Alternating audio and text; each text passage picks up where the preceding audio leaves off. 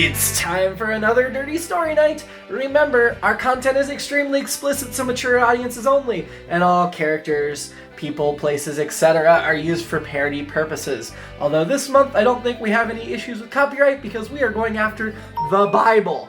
That's right, the holy book that you may study in church or wherever. Fourth place story is brought to you by Dan. Before you get to hear it though, I want to let you know about IABD Presents, a multi-platform entertainment content provider based right here in Columbus, Ohio, where we record these. We've got podcasts, written work, video, and more. And this week, I want to tell you to go check out our YouTube channel. That's right, we have a YouTube channel. There's a handful of videos on there. They're pretty funny. Subscribe, that'll help us out a lot. And if we see that you're enjoying our video content, we'll make even more video content. So go to YouTube and search IABD Presents. You can also go to IABDpresents.com for the link directly to our YouTube channel and to check out all of our other programming. Now please enjoy Dan's Bible entry into Dirty Story Night. Daniel. I suppose it's my turn. Your name's also been. I hope you did it on the biblical. Yeah, well.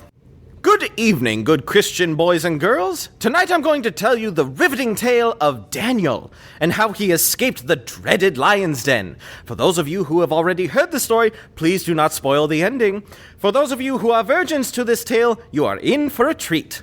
So, Daniel was driving up Route 75, heading north to spend a day back in the northwest corner of Ohio, where Daniel had gone to college. He was hoping to go train watching in Fostoria and then to Pizzapopolis up in Toledo, which if none of you have been, get the deep dish pizza and the flaming cheese. They yell Opa, too. It's great. Anyway, Daniel was getting close when a familiar sight caught his eye. It was black and had the silhouette of a lion's profile against a rather furry-looking heart.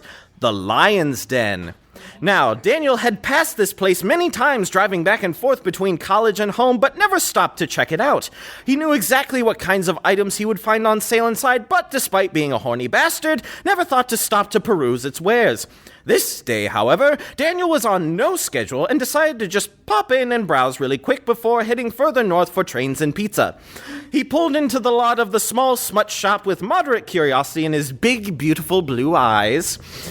There were no cars in the lot other than a lone semi parked around the back of the building, which almost seemed giant next to the small building. Daniel wasn't fond of the idea of stepping into foreign fucktastic territory alone with a stranger who, although being a trucker and probably as dirty-minded as he was, would probably undoubtedly judge him for being there, especially to just browse. A small bell tinkled as Daniel stepped inside. There was a counter off to his immediate left where a thin, somewhat rough-looking man playing solitaire on his phone behind the counter, and he nodded at Daniel as he greeted him. "Looking for anything particular today, sir?" he asked. Nah, Daniel said. Just browsing, thank you." The man nodded and looked back down at his phone. Daniel couldn't help but giggle to himself because he's a 25-year-old man-child as he browsed the vast assortment of sex toys, devices, and DVDs stacked on shelves. The store was thankfully cleaner than Daniel had expected. He had just picked up a copy of One in the Slit, One in the Shit, number 2, because he was into DPs but was way too self-conscious to be in a two-man threesome, although he had always been curious when a voice seemed to crawl over his shoulder. You like seeing two cocks, boy?" Daniel, half startled, turned his head to see a very large man in overalls and a trucker hat that read "Sexy Bitch." Daniel was 5'12", at least that's what he liked to tell people, because he was just shy of 6 foot, which fucking pissed him off, but I digress. Which made this newcomer somewhere between 6'5" and 7 feet because he towered over Daniel. Nervous, but wanting to seem calm and friendly, he's a trucker, he clearly doesn't see many people to discuss common sexual ground, maybe he's just into DPs too. Daniel smiled and said, I do like watching a girl take two, though I doubt many of them find it to feel very good, so it's really left as more of a fantasy for me. The trucker just stared down his beard for a second, long enough for Daniel to feel uncomfortable and turn back to the DVD cover. Then everything went black. Daniel suddenly awoke, his vision taking a second to focus, hog-tied on a cold concrete floor. He shivered slightly, scanning around, gathering where he could be and why. Various black leather whips and other instruments of sexual torture lined the dim walls of the otherwise empty chamber, save for the faint rattle of chains that hung overhead, their links ending in roughly smithed handcuffs and a set of stairs leading up on the leading up on the wall opposite him. One thought ran through Daniel's mind. Sex dungeon? Seriously? So Daniel clearly understood why he was there, he just didn't know where, though he had a pretty good idea as to who. Suddenly, the door at the top of the stairs opened and someone began to come down. Daniel silently watched the figure fully materialize from the entryway and a sigh of relief escaped him. It was the clerk from the front counter of the Lion's Den. Clearly, he would help him.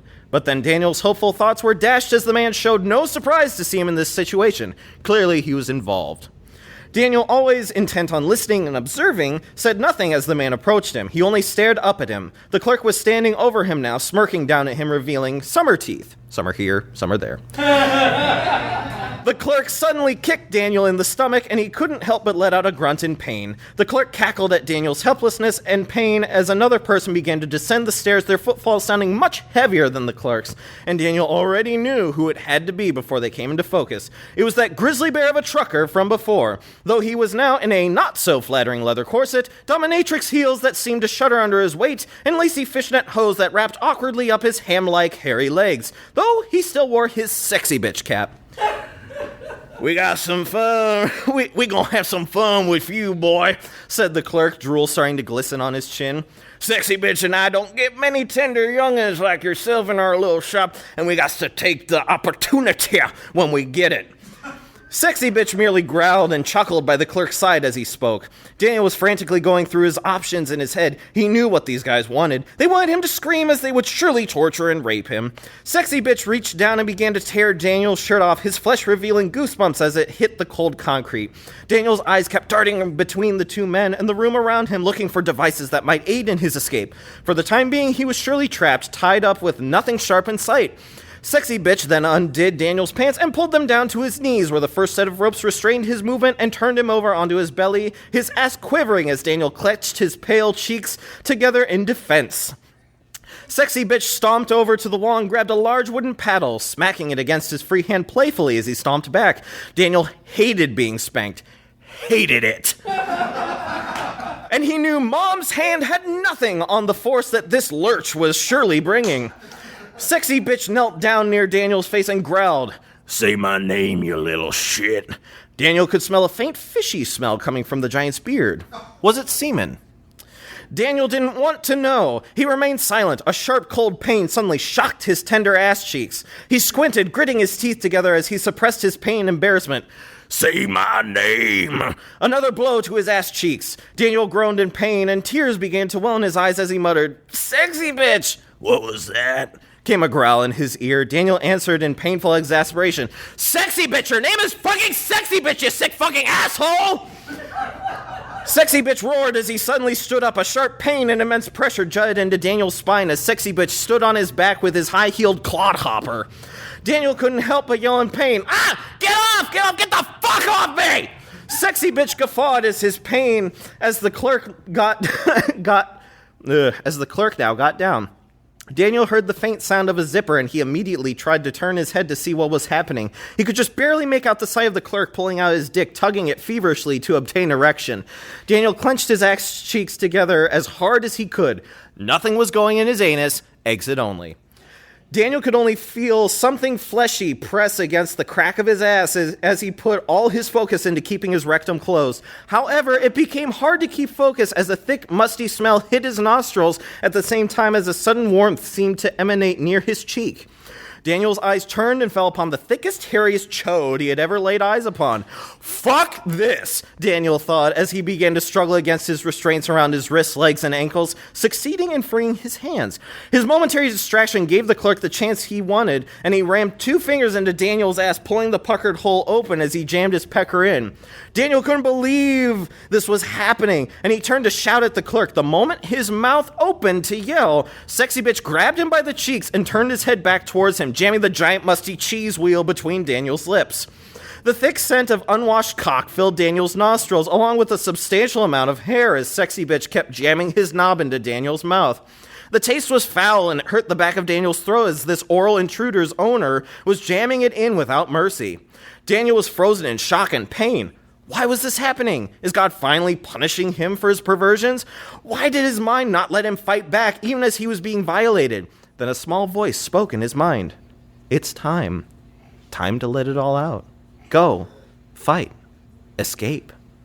Suddenly, all reservations of inflicting pain were gone from Daniel's mind. First came the giant. As Sexy Bitch made a lengthy thrust into Daniel's mouth, Daniel bit down hard, all reservations gone, his teeth slicing through the tough flesh till they met together, cleanly removing the giant's chode. Warm blood filled Daniel's mouth as Sexy Bitch staggered back, roaring in pain. The clerk looked up startled and didn't notice Daniel roll out from under him, reaching up with his newly freed hands and clenching his balls in his fingers. The clerk began shrieking in pain as Daniel squeezed the soft testicles in his fist until he felt them both simultaneously burst, causing the clerk to double over in pain. Daniel stood up and untied his remaining restraints, walking over to Sexy Bitch, who sat huddled in a corner, moaning and holding his crotch, trying to contain the blood. Daniel grabbed one of the chains off the ceiling and hastily wrapped it around Sexy Bitch's fat neck. Putting a foot on his back to ensure he stayed there, Daniel strangled Sexy Bitch, crushing his windpipe like a plastic tube. Then Daniel walked casually over to the clerk, who writhed on the ground nearby. Daniel knelt down, grabbing the clerk by the throat, and began cracking the back of his skull against the concrete, a pool of blood forming as his skull cracked open and chips of it broke off with each hit. After being satisfied by the sight of the clerk's brains everywhere, Daniel stood up and silently walked up the stairs and out of the empty shop. And that is how Daniel escaped the dreaded lion's den. Some of that story was true, and other parts were fiction. You decide what you believe, for I am only here to tell the story. You were 10 seconds over, all right? Oh, you could say that in first or second Corinthians. That was actually the third. So was that on your way down here or your way home? I'll never tell. On his way home, he's headed up towards work. Oh, that's true.